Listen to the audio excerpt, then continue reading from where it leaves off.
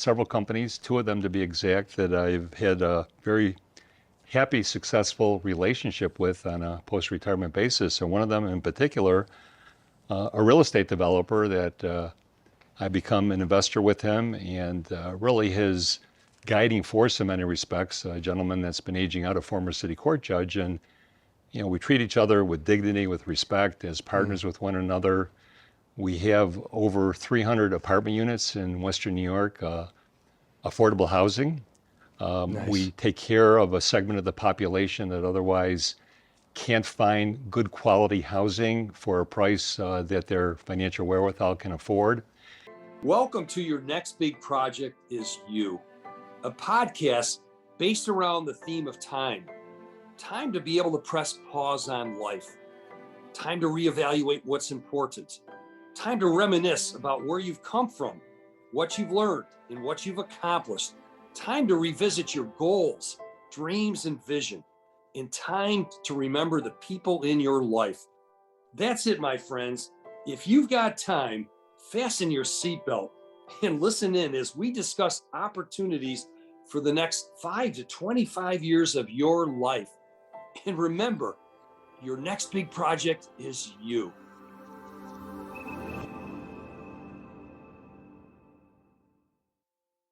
I have a special guest today, my good friend, Howie Rein. Thank you, Howie, for joining me on our podcast. Your next big project is you.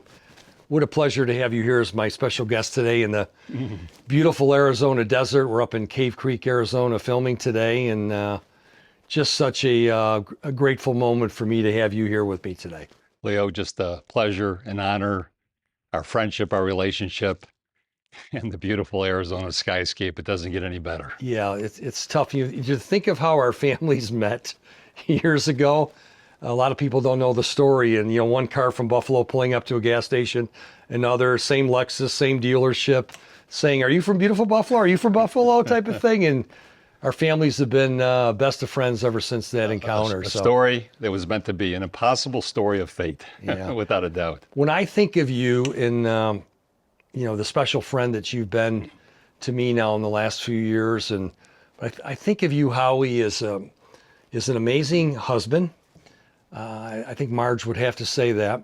I think of you as an amazing dad with your 3 kids, with your 3 grandchildren.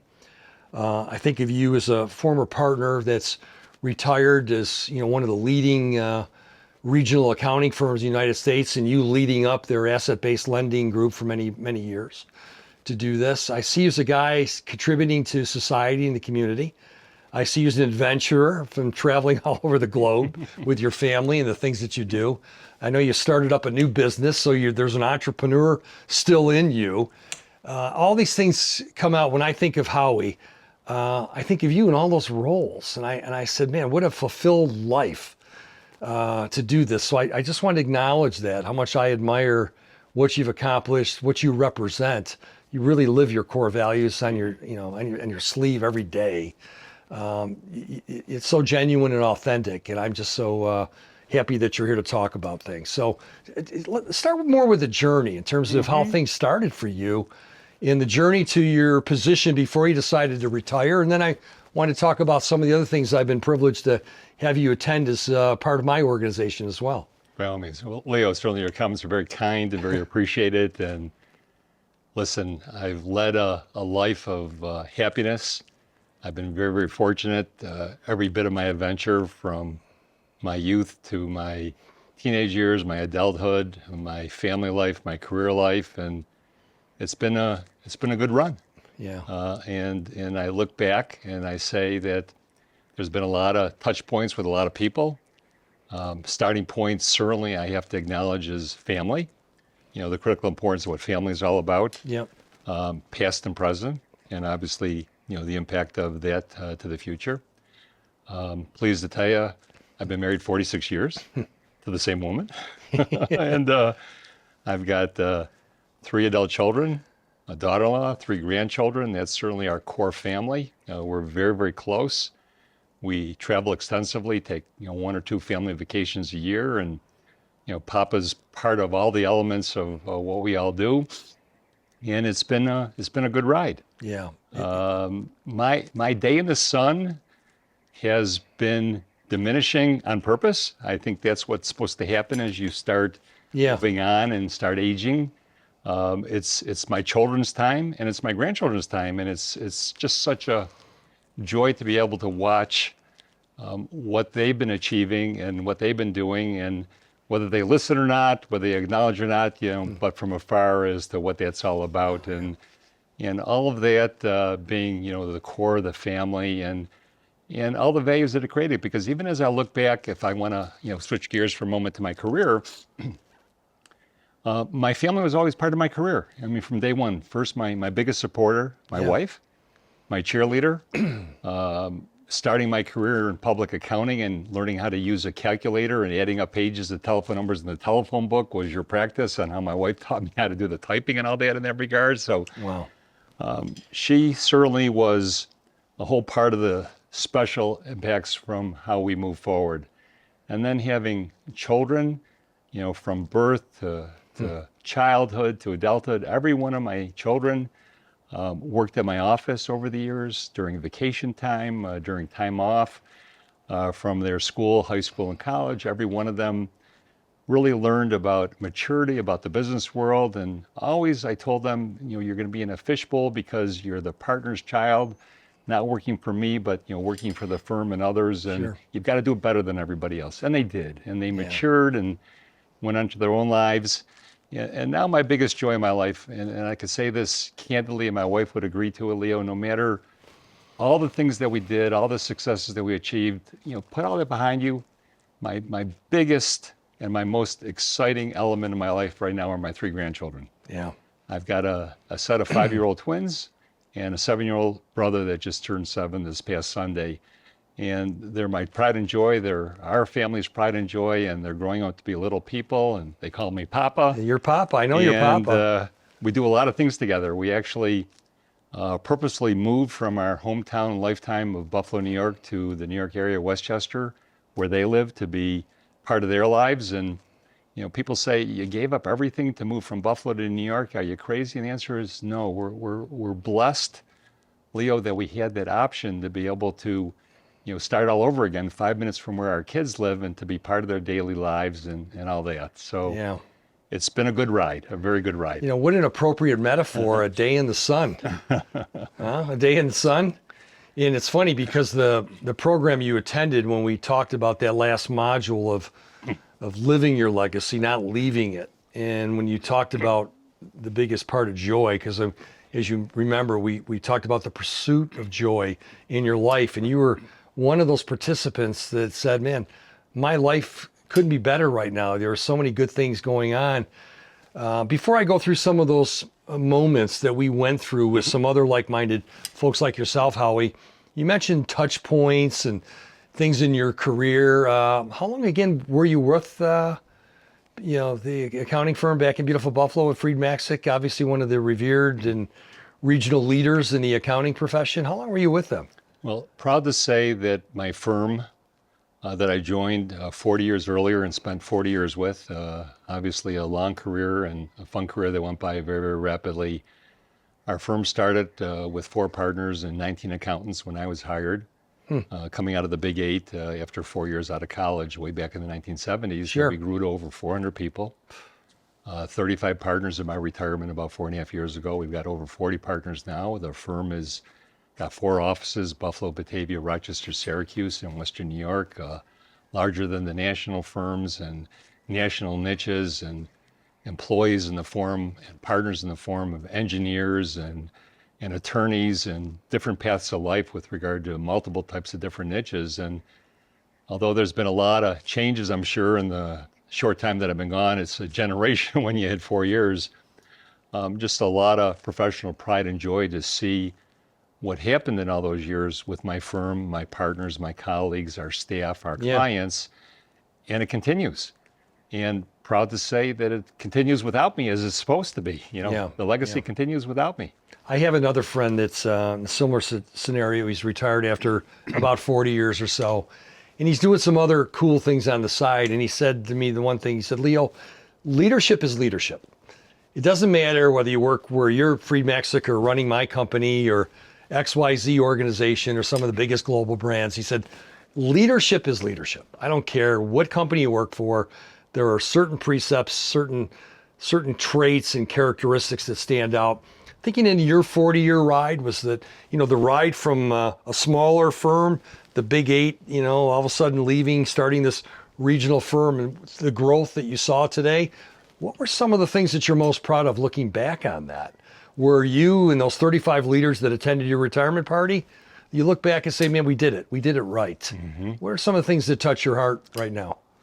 Certainly the senior partners, some of whom have retired and are deceased, some who are retired and living happily ever after, that were my mentors, my role models, and there were several of them that will be with me for the rest of my life that helped make me what I became, not only professionally, but as well as personally, and what they were all about. I mean, truly great business people, truly great business leaders, and community leaders, more than just running a business with the purpose of making a living and making a financial success, but to run a business, grow a business, take on staffing resources, feeding families, multiple families, hundreds of families, creating opportunities for growth and for career for other people, being involved in the community, with philanthropic board of directors and other opportunities in that arena. I mean, it's the whole package. And it doesn't happen overnight. It evolves over time. And it's what you can and want to be able to make it in that fashion. And it's not everybody. There are true leaders that you can't teach to be a leader, that it's a trait that just evolves and is something that it's just an amazing element of talent that comes forth. It's interesting when you say it happens over time, it evolves. It doesn't matter really what company you're at, as I mentioned earlier, right. Things just evolve to the next level. And I love the community integration, or the community and the philanthropic mindset of an organization of giving back. And that's what your company did a lot. You had a mindset of serving clients really, really well with extraordinary service and technical competencies in the accounting field and things. You guys had the chops that could go in and be hired accordingly to bring value to the people you serve, but you never lost sight of giving back. And you still have it, even, post-retirement now and living joy day in and day out as Papa, right. Of looking for opportunities to give, to do this. You before we switch into some of these principles that I know you attended, because I love your perspective on them, but you still got involved with another venture. Right. It's so beyond being in the sun and smoking a cigar periodically and counting your blessings.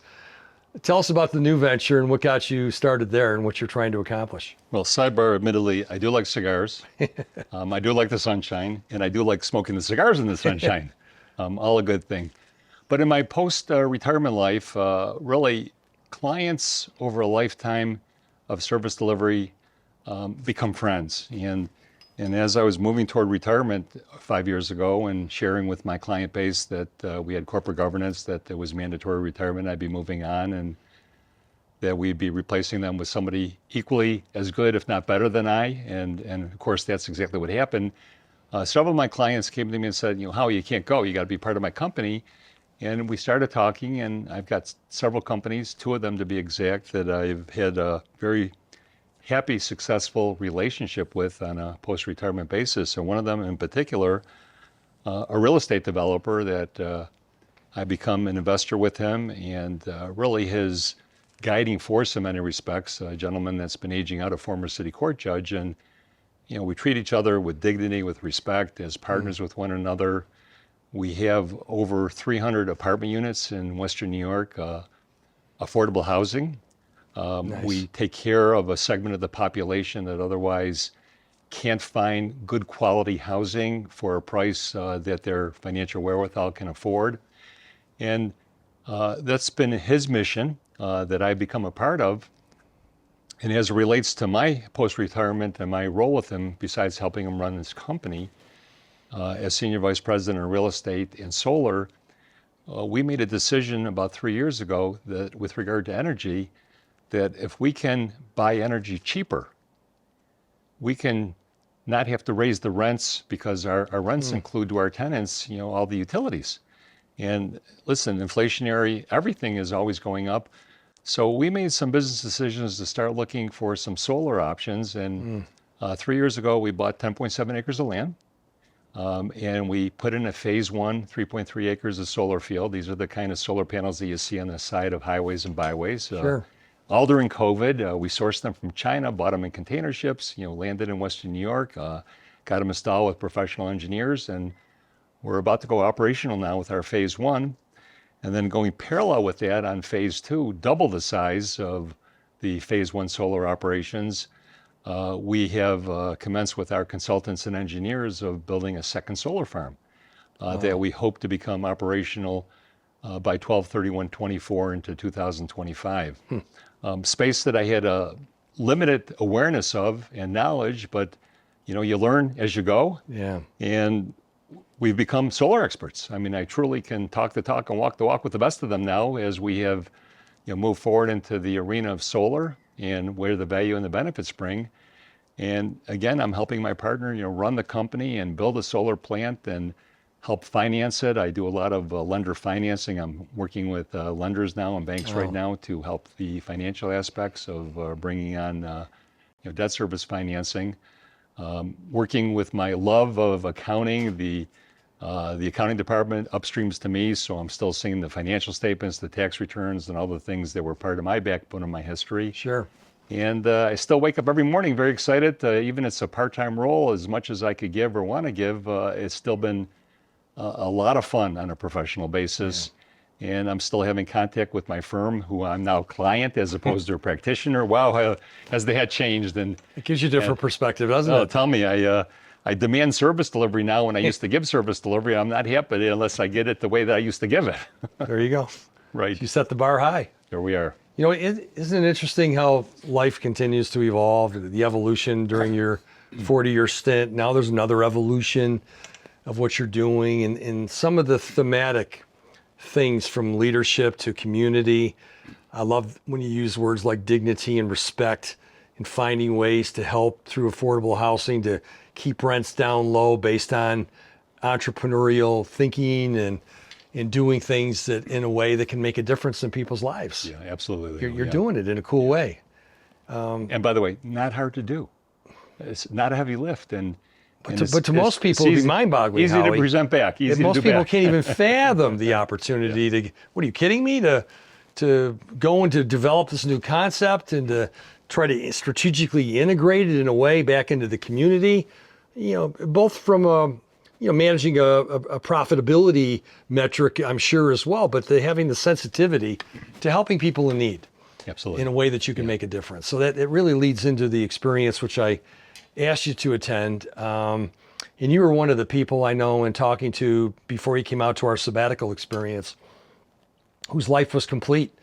As you said, man, Leo, my life is in a good place, but I want to come and help you. You were there by my side, but you participated.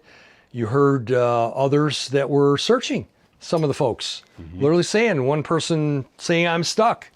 Other people dealing with business balance and health crisis and things like this. Other people wondering what the next step in their career is. Another one that just created a liquidity event in the program. Another individual transitioning out into retirement in the near future. Another one that's still got intellectual curiosity and a motor still running. So you were surrounded by people like this. Another one dealing with people that are seeking independent assistance and help on investment themes and ways to become a better version of themselves. So the eclectic mix of the program you were in, you saw it from different perspectives. So I was curious, just overall reflections of the experience before we talk about some of the modules that you went through as well. I think the biggest takeaway that I could present to you now after going through the 6 months of the program, both FaceTime in person in Arizona as well as in New York, it was just tremendously insightful to me in so many different ways. As a business person, just so many takeaways from the aspects of business, but the elements and combining of the business with the humanism aspects of human beings, if I could say it in that fashion. Yeah. And I think the way that you presented it, Leo, and the way that the program was established and set up, it gave me a real balanced, objective overview with regard to, taking the big, bad, mean business world, and I don't mean it in a sense of being negative, but it can be, and the balancing of it, with the players, the human beings. Yeah. And there was just so much of that gave me so much insight as to, how that all combination, works, and how you've got to be mindful about it at all times. Yeah. Yeah. It was so nice to have your perspective in there. We started that program with the first module that dealt with living a life of significance. And in that, we talked about making a meaningful difference, starting with your own life. And then how can you make a meaningful difference in the life of others? Remember, we had our card deck and asking questions of each other. Right. We had our journal. We had our little digital platform where we're writing some answers down and things. When I think of you making a difference in your own life, the one thing that jumps out of me is, I think of Papa. I think of Papa more than I think of Howie. Mm-hmm. I think of not the husband and father, I think the grandfather. And your passion and love for helping your 3 grandchildren and what you've built in your home with the passion for trains, and say a little bit more to that and the impact of seeing the smile on your grandkids' face. Because just talking to you before we arranged to have you come out and visit us here, you were telling me how you were at a train shop and you were looking for a couple new cars and some new things to add to the tracks. And how did that get started? And how was that creating lifelong memories, you think, for your family, especially your grandchildren right now? Yeah, absolutely. Well, there was a starting point. As a child, probably under age 10, way back in the 1960s, with a younger brother, 5 years younger than me, so he probably would have been 5, 6, I might have been 10, 11, and my dad, Yeah. who was an engineer at the time, very precise, and was able to latch on to a used Lionel train set and set it up in our family home in North Buffalo on Sterling Avenue in the basement on 4x8 plywood tables, and us helping him to the point where we had a train set up, with a transformer and a couple trains going and lamps and lights and bells and whistles and all that excitement. And my memories as a child are still with me in that regard with my dad and my brother and the Lionel train set. And I can't remember how many years we got out of it, but we got enough that we got out of it to create those memories. And then everything got put in boxes, as they typically do with kids growing up and moving on. And they moved on with me to the point of my marriage and into our storage room at our next house, that I had 2 sons. And when our 2 sons became around the same age, 4, 5, 6, 7, we pulled out the Lionel train set and we set that up in our home. And we enhanced it at a different time in my life, both individual, personal, and financial, and compared to my dad's life. And we bought more engines and more trains and more tracks and more trestles, and we built a bigger train set, and our kids played with it and respected it. These are sensitive, expensive, not toys, but a great hobby and a great fun and a great way to be able to spend time with your kids. Yeah. And they got a good number of years out of it, and then it got put away in boxes because they graduated, I graduated.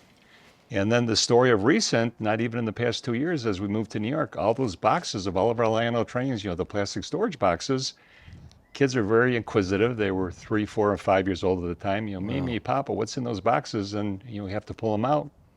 Finally, I could wait no longer. And about 1.5 years ago, we pulled out the boxes and we pulled out some of the trains, no engines, no transformers, and set them up. And, they'd wheel them around the track, choo-choo, choo-choo, choo-choo. And I just knew they were mature enough to handle it. And we created a train set. And right now, I'm proud to say in our family room downstairs, we've got an 18-foot by 5-foot table, 2 tiers, 8 tracks, 331 feet of track with 4 transformers. We go in now, each little boy's got an engineer cap. Papa, here's yours, and his 2 brothers, they put them on. Each kid can have up to 2 engines and 6 cars and a caboose.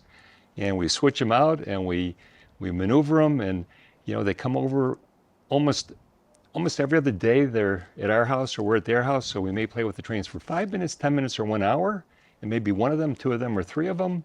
Some supervisors, some not, but we're really getting a tremendous, we I am getting such joy from it, and I do believe they're getting fun out of it. Kids fun out of it. Yeah. That at that age we're still going to get another 5-6 years of our grandchildren belonging to us as this being part of our legacy and our family value. Well, you're living it. It just emanates and flows from your heart.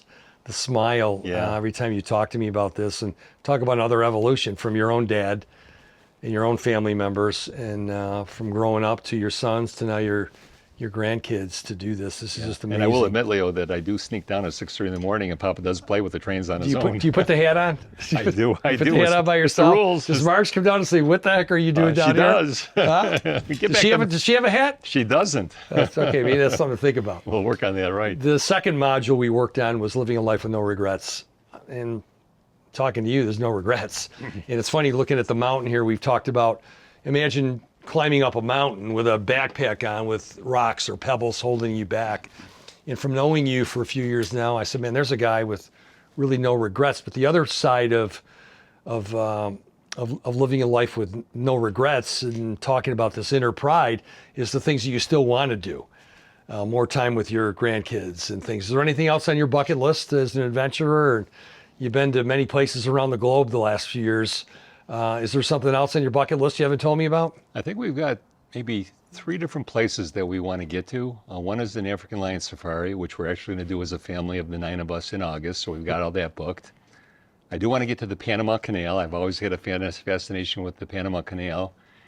And my wife's always had a fascination with Moscow and Russia and the cathedrals and all of that. And it's something I want to do for her in that regard at some point to get there. But short of that, I love the saguaro cactus out here. I love the sunshine. I took up golf in my retirement. It's become a crazy passion, and you can understand that yourself, being a golfer as good as you are, and be able to play golf and enjoy the camaraderie of meeting other golfers. And both my sons are golfers, and we've got clubs for our grandsons. So there's a starting point of another generation. So it's amazing. Leo, fortunate, happy, lucky, blessed, whatever the adjectives you want to describe it, are there. And every day is just another good day to wake up and, run the routine. We elevate to living a life with abundance, and we captured 3 elements there specifically: your time, your talent, and your treasure, and what you're doing to continue to make a difference in the world and society. And in your case, it feels like that time and talent has been brought back into a couple of these other entrepreneurial scenarios, in addition to all the phenomenal time and quality things you're doing with your family. Did anything else resonate as you reflect back on that? Even other group members that were part of the experience, any other points of memory from anybody else that might have said something, or, without mentioning specific names or whatever, but just in terms of a takeaway? I mean, certainly it was an amazing group of professional people, very talented, very successful, obviously very giving in their lives to their firm, their company, their community, and met some really, really neat people that were very, very open in terms of, what they had to say and what some of their felt shortcomings were all about. And I just learned so much from every one of them just listening to them talk. And I think some of the takeaways were that things that they felt were shortcomings on their personal life, to me, weren't.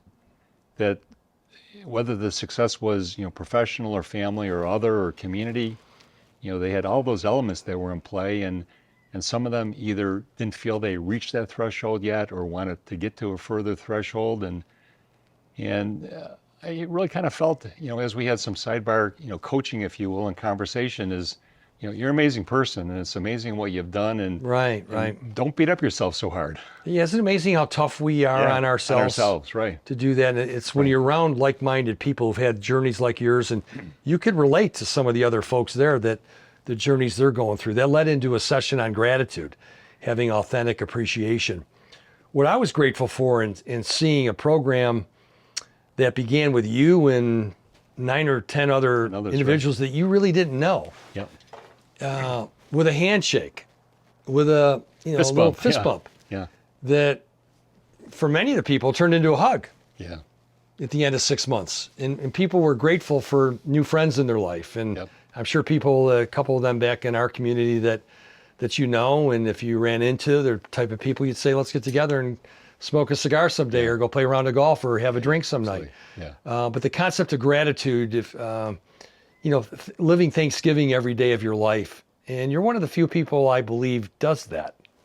I really believe you do. That's the best compliment I can give you, is one of my dear friends, who I believe enjoys life to the fullest, with so much appreciation, and you live it with the words that you mentioned to me, dignity and respect, and of giving back.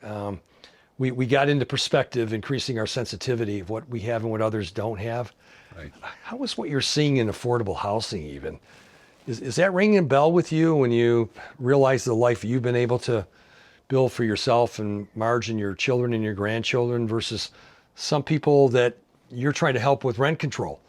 Right. To do this? How does that hit your heart and your head? Well, it's a segment of the population that's pretty enormous. It's a very high percentage in every community across America, and how tough it is for so many people, to get jobs, hold jobs, to be able to pay for basic necessities, food, rent, and clothing. And there's so much out there that's such a challenge for folks that most of us have no comprehension. And not that it's a life journey requirement to help people, but it feels good to help people. Yeah. Without trying. And if you could do it in your own way, in your own business, to have an impact on other people's lives, not to give thanks, but just to be able to do it because you've got that ability to be able to do it for, what your business is all about. Yeah. I love that as a takeaway. It feels good to help people. It does. How cool is that? Yeah. And, family, for sure, but beyond the family, when you can, if you can, absolutely. Yeah. And I would also say, with regard to the program, you said 6 months. After 3 months, we all hugged each other, and it was man hugs to the men and the ladies, the other attendees. We got just such interpersonal friendship out of this program, getting to know each other so well. And, the aspects of the program, which were very pre-designed for a lot of purposes that you had pre-set up, I would say we achieved in so many different ways.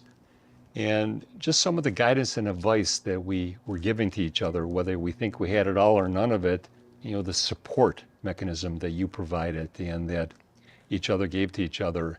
And then the program, when it came to an end, everybody said, well, we don't want to stop now. Yeah, exactly. What can we do, Leo, to continue this in some fashion on our own? And some ideas that we got from you. It was a really amazing program that you put together. It was some amazing, I don't want to say the word results, but the takeaways that we got from it.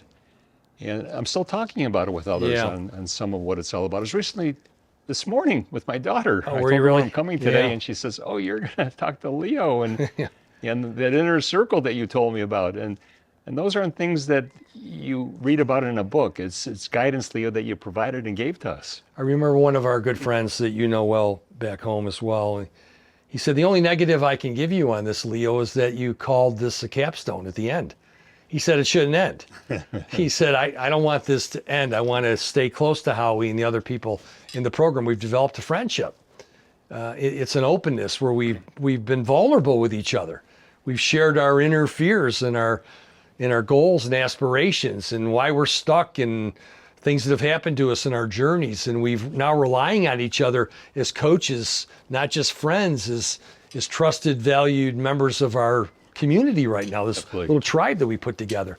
That second last unit, we got into being our best version of ourselves, which was great, and committed focus to be best Howie, best Leo, which I know you and I continue to work on. And if not, Marge and Ann, my wife, will challenge us to make sure we're making good decisions, because we both got we both received the heavenly blessing there of two life partners that are always steering us in the right direction. For sure. To Very do lucky. this. And so we ended with living your legacy. We've talked about that a couple times with your amazing legacy. Again, family first and foremost, the contributions that you've made.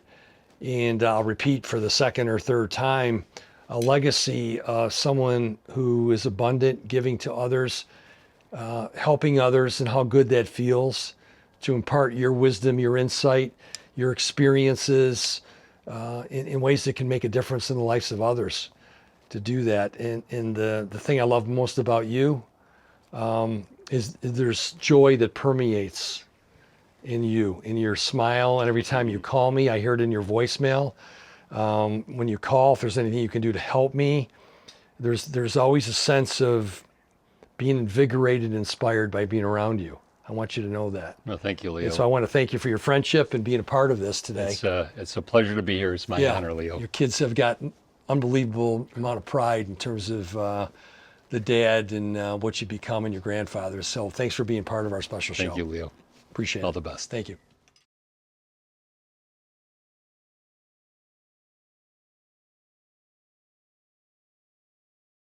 The Project You experience, it flowed from an early branding of the Sabbatical experience. And then once the corporate world found out that individuals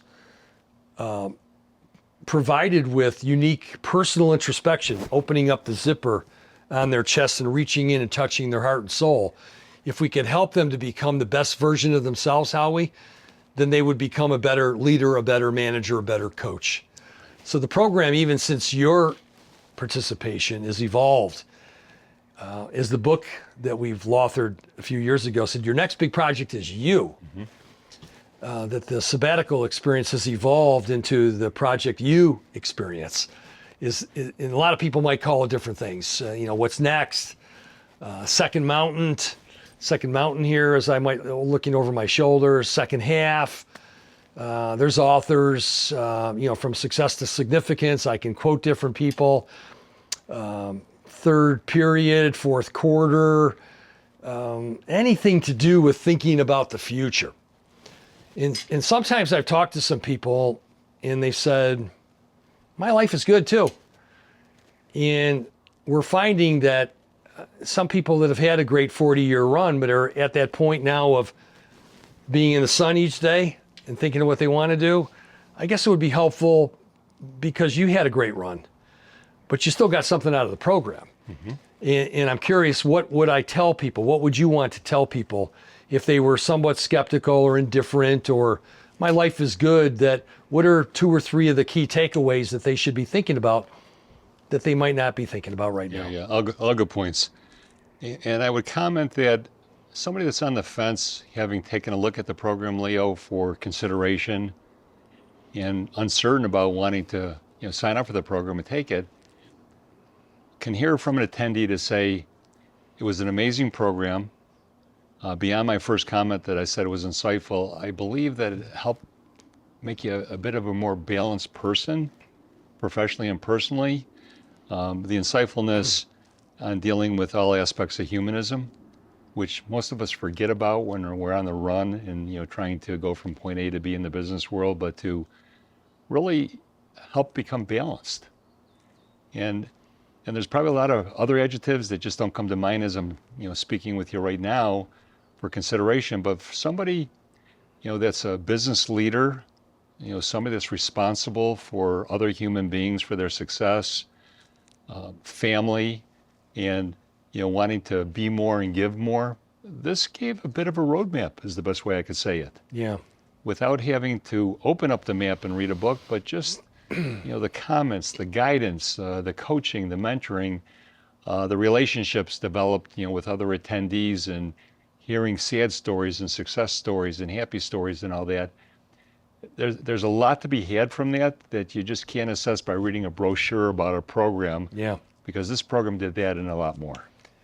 The concept of being more balanced, to me, the kissing cousin is being more mindful. They're related in a way. Yep. As we talked about that in the program as well, about being more present with people, being more curious with people, asking deeper questions, having more sensitivity, Yep. greater social awareness in the things that we do. And so I'm hoping that some of the people listening to you today, they realize that these are some of the byproducts as well, building off of your commentary, the way you would describe the experience. It's helpful because to me, you're a role model of someone in a very successful transition, a life in order that can still be surrounded by 10 other Howie-like people. Really cool, fun people, some searching, some not, some just wanting an exclamation point on their career and their life story and the transition, learning from, but being open-minded about, my life is good, but what can I learn from someone else that's here? I might not have thought about that. Absolutely. That's what I want to get across to people. I would say certainly, Leo, if a goal of an attendee is to try to figure out how to make more money, that's not the purpose of this program. Right, exactly. It's a byproduct. Yeah. Yeah, I've said for some of, I do a lot of work in the wealth management industry, and there's some of the advisors that I have the privilege to work with as well. And let's say they're just on the 40 to 55 year bent, and they've got a 10 to 25 year runway ahead of them. Yeah. Some of them said, man, I'd love to come to the program, but I'm not ready to retire yet. I said, it's not about you getting ready to retire. It's about you being the best version of yourself. Yeah. Do you have people like Howie as clients that are transitioning, that are in retirement, that are in the sun, enjoying it every day, that are living life to the fullest, but are dealing with longevity issues or health issues or trying to get the most out of their family situations? I said, if anything, I never focused on money, Howie, but I said, you'll become a better advisor. You'll extend conversations beyond just investment management and asset allocation or diversification or doing a Monte Carlo analysis or talking about fees or money manager selection. You're going to talk about wealth in terms of wealth of your family and your health and how to be a better individual. And that's a key point. Am I reading that wrong or what? That's what I'm trying to tell a 15-year younger version of you that's trying to work with people with you now. Right. Does that resonate? What I think resonates is that this program that you've created, that you've delivered, and will do many more in the future, Leo, very successfully, is if a key takeaway can be, and it was, to make you a better you, it made me a better me. And if you're on the fence about taking a program like this, all of us could be a better us, a better you, no doubt about it. Yeah. And this program achieved that. Yeah, better me, better you, better us. Yeah. Thanks, my friend. What a pleasure. What a pleasure.